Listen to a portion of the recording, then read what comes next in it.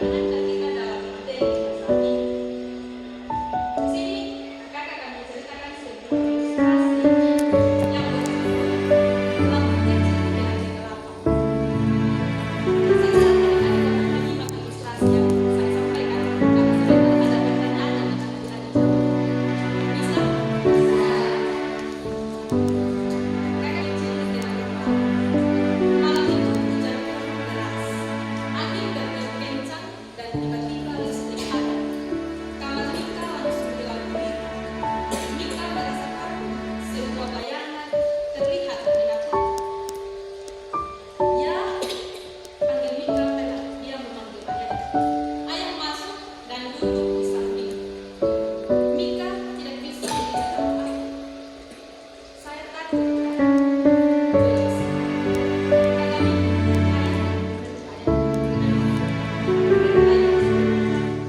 tunggu ya, ayah bilang. Di dalam kemudian, ayah Mika merasa jauh. Selama kemudian, ayah kembali dengan terang yang kecil.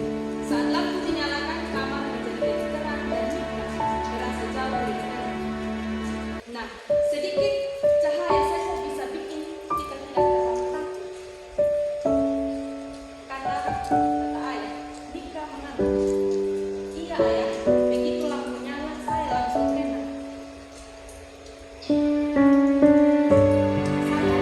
Ayah langsung berkata, hidup kita kadang seperti kapal gelap. Kita bisa takut atau bingung, tapi Tuhan memberi kita roh kudus. Dia seperti cahaya yang menolong kita melihat jalan hidup kita dan membuat kita berani. Mika menatap ayah. Jadi, waktu Mika takut, terus ada bersama Mika. Jawab ayahnya. Dia ayah. Dia selalu menemani kita meski kita tidak bisa melihat. Mika tersenyum dan memeluk ayah. Di luar hujan masih sangat deras, tapi kini ia tidak takut lagi karena ia tahu Roh Kudus selalu ada bersamanya. Mika menggambarkan manusia yang sering merasa takut, bingung, dan tidak berdaya. Sementara ayah melambangkan pelayanan Roh Kudus yang hadir untuk menolong, menenangkan, dan memberi terang di tengah kegelapan hidup. Kedekatan Mika dan ayah ketika ayah menenangkan dan menerangi kamar dengan lampu menggambarkan penyatuan manusia dengan Roh Kudus, yaitu ketika orang percaya membuka hati dan membiarkan Roh Kudus bekerja di dalam dirinya dan memberi damai sejahtera, keberanian, dan bimbingan dalam setiap tentunya kita tidak kenal apa. Kita harus sebentar makan atau tidak sementara belajar. Tiba-tiba listrik padam di malam hari. Pasti kita tidak punya apa-apa. Nah, dari ilustrasi yang saya bagikan tadi, ada beberapa pertanyaan yang saya mau ajukan kepada adik-adik. Mungkin di antara adik-adik sebentar ada yang bisa menjelaskan. Jelaskan secara singkat saja apa yang dimaksud dari ilustrasi tadi yang saya bacakan. Dan yang kedua, tindakan apa yang harus kita lakukan agar ruangan yang gelap tadi dapat menjadi terang. Dan pertanyaan yang ketiga, mungkinkah sehingga ruangan yang gelap menjadi terang tanpa adanya sumber cahaya? Dan pertanyaan yang terakhir, mengapa cahaya begitu penting ketika seseorang berada dalam kondisi kegelapan? Dari pertanyaan yang pertama, jelaskan secara singkat apa yang dimaksud dari ilustrasi di atas. Saya minta dari adik mungkin salah satu atau dua orang begitu yang bisa menjelaskan dari ilustrasi yang saya sampaikan.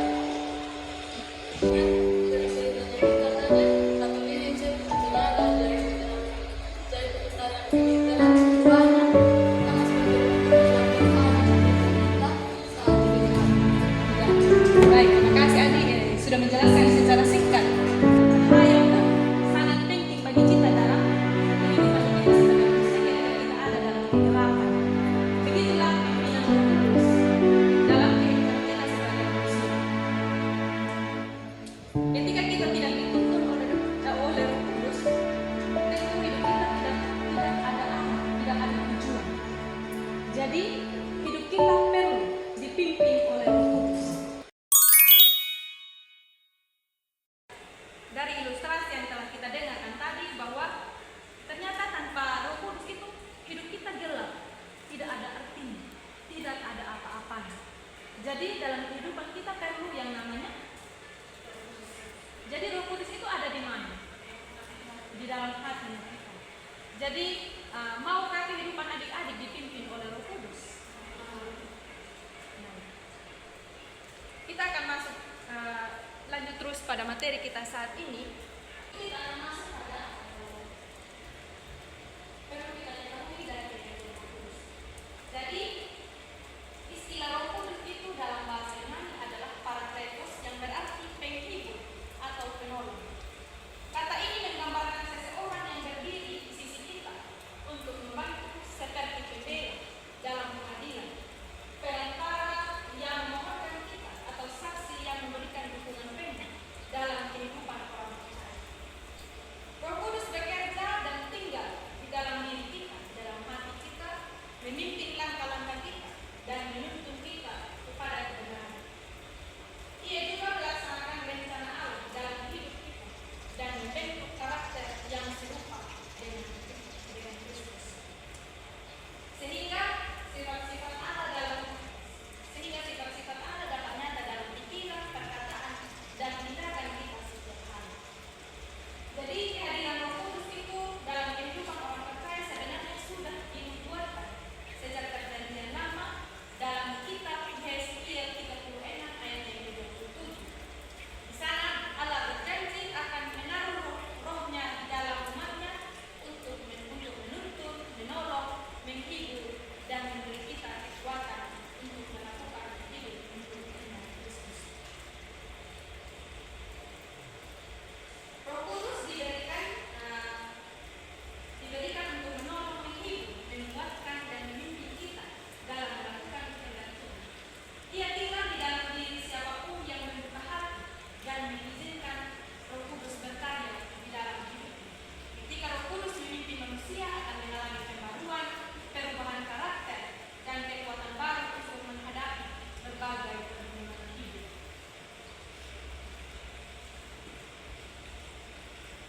Dan kerinduan untuk menyenangkan hati. Jadi kita bisa melihat dari Roh Kudus yang pertama bahwa Roh Kudus memberikan kehidupan baru bagi setiap kita yang percaya kepada Kristus.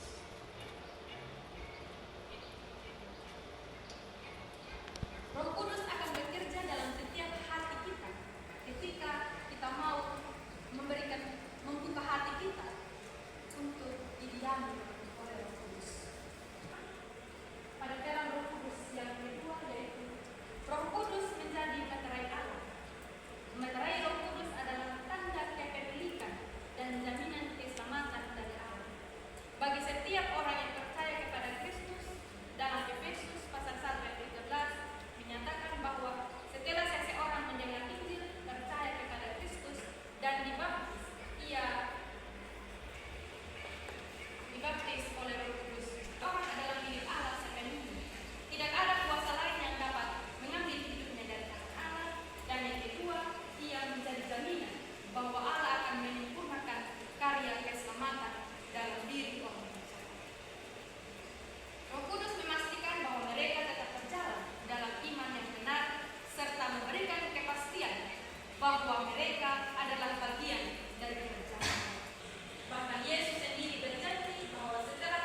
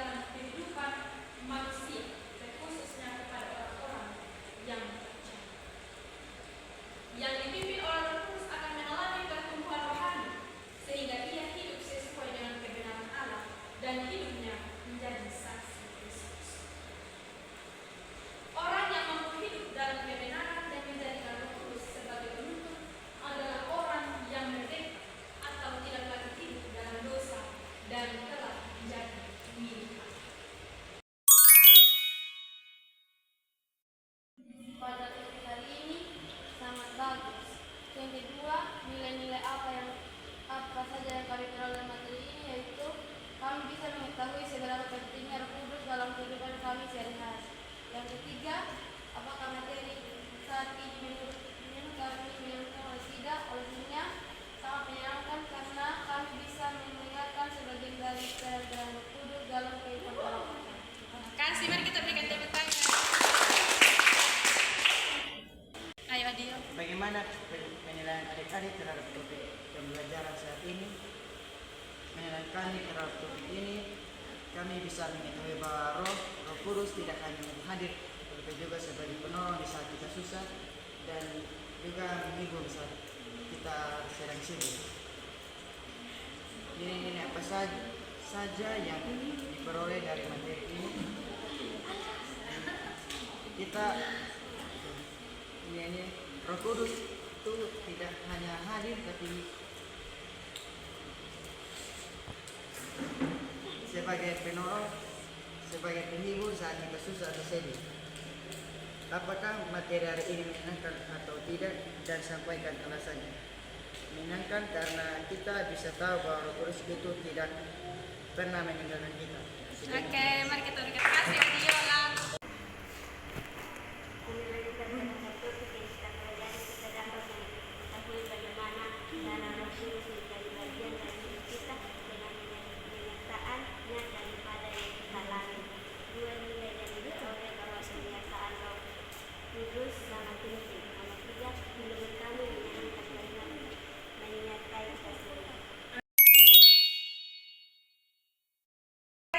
Untuk mampu melewati berbagai proses dalam kehidupan.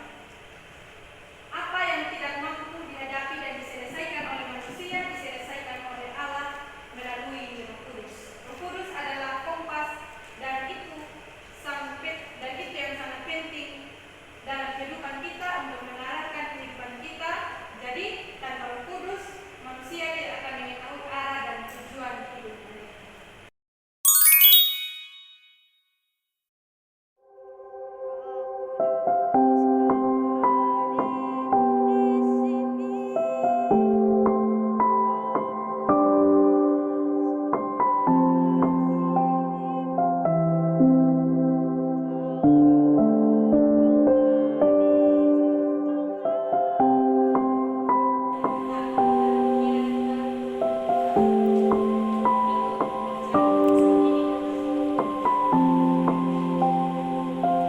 Terima